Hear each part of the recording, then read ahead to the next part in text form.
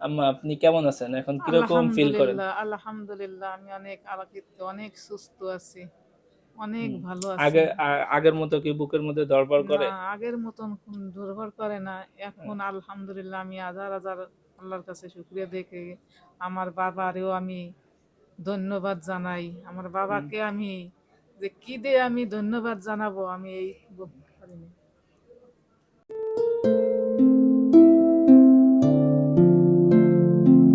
আসসালামু আলাইকুম। আমার নাম পারভেজ।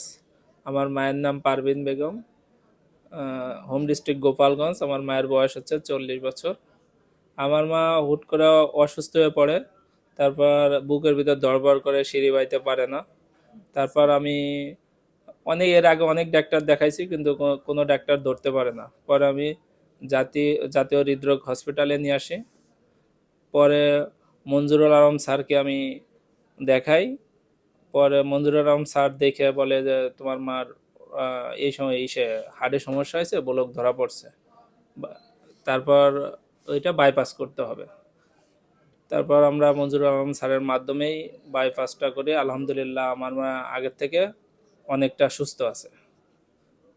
এবং মঞ্জুরুল আলম স্যার সহ তার যে টিম ছিল, সবাইকে আমার অন্তরের অন্তঃস্থল থেকে ধন্যবাদ। এবং আমার মায়ের জন্য সবাই দোয়া করবেন। আমরাও জনাব মঞ্জুরুল আলম স্যারের টিম সহ তাদের জন্য দোয়া করি।